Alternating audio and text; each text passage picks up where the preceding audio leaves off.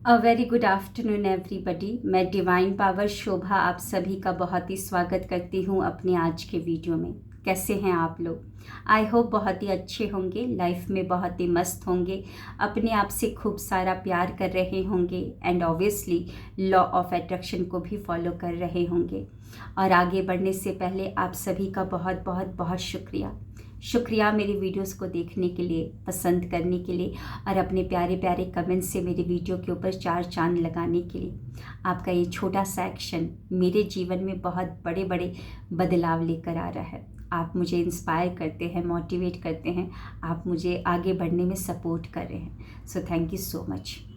आज मैं एक सवाल का जवाब देने के लिए आई हूँ। मेरे लास्ट वीडियो के कमेंट सेक्शन में मेरे एक सब्सक्राइबर ने एक सवाल पूछा था, तो उसी का जवाब देने के लिए मैं ये वीडियो बना रही हूँ। मुझे ये सवाल बहुत ही अच्छा लगा और मुझे ये समझ में आया कि ये सवाल सिर्फ इन्हीं का नहीं है, बहुतों का हो सकता है ना। मे बी ये सवाल आपके अंदर भी चल रहा हो सकता है।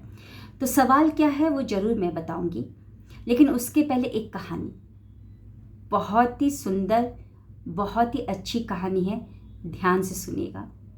एक यंगस्टर होता है जिसका नाम होता है विजय, जिसके बहुत बड़े बड़े सपने होते हैं। उसको बहुत बड़ा व्यापारी बनना था, बिजनेसमैन बनना था, खूब सारे पैसे कमाने थे, नेम एंड फेम चाहिए था, देश विदेश की यात्राएं करनी थी उसको। लेकिन बड़े बड़े ख्वाहिश तो थे, लेकिन काम नहीं करता था, यानी कि एक्शन नहीं लेता था। एक्शन ये सोच कर नहीं लेता था कि रिसोर्स की ज़रूरत पड़ेगी, मेरे पास तो रिसोर्स नहीं है, पैसे कहाँ से आएंगे, लोग कहाँ से आएंगे, और मैं फेल हो गया तो दुनिया क्या कहेगी, मैं टूट जाऊंगा, बिखर जाऊंगा। तो उसको एक सेल्फ डाउट भी था, तो वो यही करके डर कर एक्शन नहीं लेता था। अब इस सेल्फ डाउट की वजह से, इस डर की वजह से जो भी कोई उसकी ज़िंदगी में आता, कुछ भी उसको सुनाता या कुछ भी बताता, वो उस पर पूरा अंधाधुंध विश्वास कर लेता था। किसी ने बोला कि तुमको देश विदेश की यात्रा करनी है, पैसे कमाने हैं, मर्चेंट नेवी में भर्ती हो जाओ। और इसे बहुत अच्छा लगता है, सोचता कि हाँ मैं तो घूमूंगा, जहाँ जहाँ वो शिप जाएगी वहाँ वहाँ उस देश में घूम सकता हूँ, उस जगह में घूम सकता हूँ। अब यही सोच के मर्चेंट नेवी में भर्ती हो जाता है। शुरू शुरू में तो बहुत अच्छा लगता है ये काम, लेकिन धीरे धीरे यही काम उसको खाना शुरू कर देता है। यानी कि अब समुद्र के बीच में वो अकेले होता है, रात रात भर उसको जगना होता है, खाने को भी इतना अच्छा नहीं मिलता है, जिससे वो प्यार करता है अपने परिवार से कई दिनों से मिला नहीं है, बहुत दूर है। तो धीरे धीरे इसको ये काम सही नहीं लगता है और इसको लगता है कि मैंने बहुत बड़ी गलती कर दी। लेकिन फिर बाद में अपने आप को संभालता है और बोलता है कि कोई बात नहीं, पैसे तो आ रहे हैं ना, बहुत अच्छा लाइफ है, करते हैं इसी काम को। यानी कि कुछ नया करने की कोशिश, चाहत कि मैं देश विदेश की यात्रा करना चाहता हूँ, खूब सारा पैसा कमाना चाहता हूँ, बड़ा व्यापारी बनना चाहता हूँ, नेम एंड फेम चाहिए, लेकिन वो नहीं करता है। अपने आप को यही बोल के संभाल लेता है, समझा देता है कि कोई बात नहीं, पैसे तो आ रहे हैं ना। अब एक दिन क्या होता है कि सुनामी आ जाती है और शिप जो होता है डूब जाता है। रेस्क्यूअर ने और लोगों को तो बचा लिया, लेकिन इसको नहीं बचा पाए, यानी कि इसको रेस्क्यू नहीं कर पाए। तो लोगों को लगा कि ये मर चुका है। जब सुबह होती है, दूसरा दिन जब शुरू होता है, तो ये अपने आप को पाता है एक आइलैंड में। आँख खुलती है तो देखता है कि ये तो एक छोटे से टापू पर है। अब ये बहुत रोता है जब ये देखता है कि मैं बच तो गया हूँ लेकिन फंस गया हूँ। तो ये बहुत रोता है, भगवान को बोलता है कि तुमने मेरे साथ ऐसा क्यों किया, मैंने तो किसी के साथ गलत नहीं किया था, मेरे साथ ही क्यों, मुझे ऐसा क्यों, मेरे साथ ऐसा क्यों किया तुमने। अब ये सोचता है कि चलो फंस तो गया हूँ, लेकिन रोने से भी कुछ होगा नहीं। अपने आप को जैसे तैसे संभालता है और सोचता है कि चलो पहले कुछ खाने के लिए ढूंढा जाए। तो जंगल में जब जाता है तो उसको एक वुडन लकड़ी मिलती है। वुडन लकड़ी के अंदर एक गाइड होती है जिसमें लिखा होता है कि कैसे इस टापू पर बचा जाए। यानी कि कोई ना कोई पहले भी फंसा हुआ था, लेकिन अच्छी बात है ये है कि उस इंसान ने एक गाइड रख दिया था। जिस तरीके से उसने अपने आप को सरवाइव किया था, तो उसने वही गाइड यहाँ पर रख दिया था। अब उस गाइड में सब कुछ होता है, जिस इंसान को, जिस विजय को कुछ भी नहीं आता था, जो अपने ऊपर विश्वास नहीं करता था, जो डरता था, आज वो विजय सुबह जल्दी उठता है, शिकार करता है। आज वो विजय ऊंचे ऊंचे कोकोनट ट्री पर चढ़कर कोकोनट को तोड़कर उसका पानी पीता है। आज वो विजय खुद पत्थर को रगड़कर आग जलाता है, अपना खाना पकाता है। आज वो विजय बहुत सारी चीज़ों को सीख चुका है। जो पहले डरता था, लोगों की बातों पे विश्वास करता था, अब उसने एक घर बनाया। लेकिन घर, वो खुशी भी ज़्यादा दिन तक टिकी नहीं।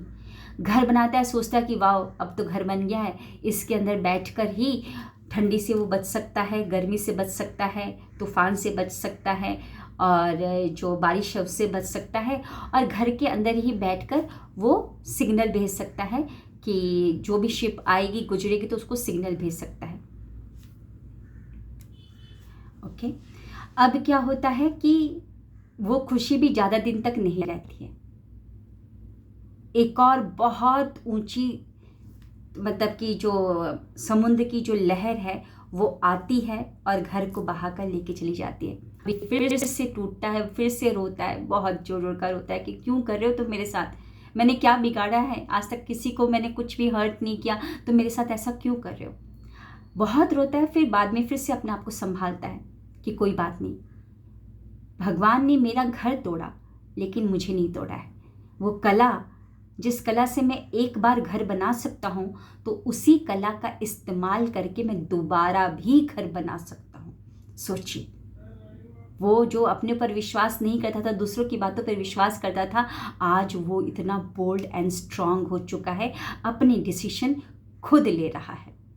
अब वो घर बनाने के लिए लग जाता है और बार बार उसका ध्यान ना उस कोकोनट ट्री पे जाता है, क्योंकि एक ही कोकोनट ट्री बचा हुआ था, क्योंकि समुद्र का पानी तो पी नहीं सकते हैं। अब वो कोकोनट ट्री पे चढ़कर कोकोनट को तोड़कर उसी का पानी पीता था, और बार बार उसका ध्यान जाता है कि एक कोकोनट ट्री है जिसमें कोकोनट लगे हुए हैं, तब तक मैं कुछ कर लूँगा। अब कुदरत को कुछ और ही मंजूर था। इस बार तूफान आती है और बिजली एक गिरती है, और बिजली घर पर ना गिरकर जो बना रहा था उस पर ना गिरकर कोकोनट ट्री पर गिरता है।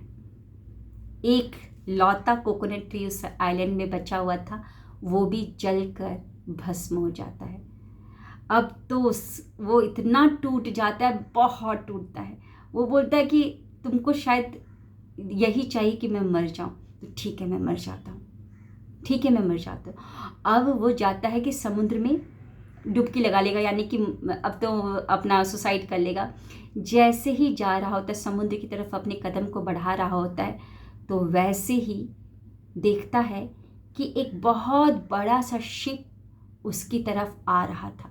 अब जब शिप की आवाज़ को जब सुनता है तो ये और अपने कपड़े को निकाल कर और वो आग जलाकर घुमाना शुरू कर देता है कि अट्रैक्ट करने के लिए कि यहाँ पर शिप आ जाए।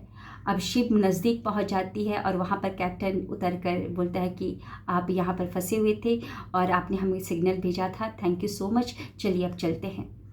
तो उसने बोला कि सिग्नल तो मैंने नहीं भेजा था। तो बोला आप ही ने तो भेजा था, बहुत ये कोकोनट ट्री किसी ने आप ही ने तो जला रखा था। तब उसे लगता है कि भगवान जो भी करता है बहुत अच्छे के लिए करता है। अब वो शिप में बैठ जाता है, लेकिन अब इसकी लाइफ पहले वाली नहीं रह गई है। अब ये विजय पहले वाला विजय नहीं है, मर्चेंट नेवी वाला। जब वो जाता है वहाँ पर अपने घर में, जो मीडिया है पूरा का पूरा उसको घेर लेती है। अब ये लोगों के लिए मोटिवेशन का काम करने लगता है। ये चाहता था कि कंटेंट क्रिएटर बने, नेम एंड फेम मिले। अब डेली कोई ना कोई पॉडकास्ट होते हैं, डेली कोई ना कोई इसको न्यूज़ चैनल बुलाता है, डेली कोई ना कोई इसका इंटरव्यू होता है, न्यूज़पेपर में इसके फ़ोटो आ रहे हैं। अब कैसे सरवाइव किया जाए, कैसे घर बनाया जाता है, कैसे समुद्र के पानी को पीने लायक बनाया जाता है, कैसे ऊंचे ऊंचे कोकोनट ट्री में चढ़ के कैसे काटा जाता है कोकोनट को, वो सब कुछ कैसे, मतलब इंस्टेंटली चढ़ना है, इंस्टेंटली उतरना है, वो सब कुछ लोगों को बताने लगता है। और देखते ही देखते ये बहुत बड़ा व्यापारी बन जाता है। तो मैं ये कहानी क्यों सुना रही हूँ, अब आते हैं। मुझसे एक सवाल पूछा गया था, वो सवाल क्या है, मैम प्लीज़ ये बताएं कि जैसे हमने यूनिवर्स से कोई विश मांगी मतलब ऐसी विश जिस पर हमारी पूरी लाइफ ही डिपेंड हो। अब हमारे हिसाब से तो वो सही है, तो अगर वो विश गलत होती है तो क्या यूनिवर्स उसके बदले कुछ और भी हमारी लाइफ में देते हैं जो हमारे लिए बेस्ट हो। और भी बहुत कुछ लिखा है, तो मैंने जो बड़ा बड़ा मोटा मोटा पॉइंट था, यानी कि जो मैं समझाना चाह रही थी, उसी को मैंने यहाँ पर लिखा। तो अब मैं विजय से कनेक्ट करती हूँ। विजय को लग रहा था कि मर्चेंट नेवी बहुत अच्छा है। पहले वो क्या सोचा था कि मैं बिजनेसमैन बनना चाहता हूँ और ये करना चाहता हूँ, तो देश विदेश की यात्रा करना चाहता हूँ। मर्चेंट नेवी उसके सामने आया, उसको लगा कि ये बहुत अच्छा है, मज़ेदार है।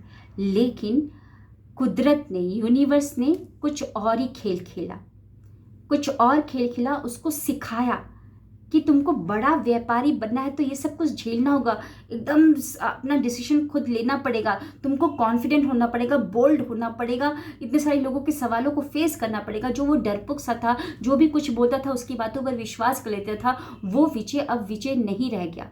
तो परमात्मा ने जो उसको आइलैंड में फंसाया था वो सही किया था। तो अगर आपको लगता है कि आपका कोई विश है जो आपको लगता है कि हाँ मेरे लिए सही है, लेकिन परमात्मा नहीं कर रहा है, तो समझिएगा परमात्मा आपको कुछ सिखाना चाहता है। इन्होंने एक और सवाल पूछा कि क्या परमात्मा हमें कुछ देना चाहते हैं? बिल्कुल देना चाहते हैं, आपको बेस्ट ऑफ द बेस्ट देंगे, बहुत ही अच्छा देंगे, लेकिन तभी देंगे जब आप अपने लेसन को लर्न कर लोगे।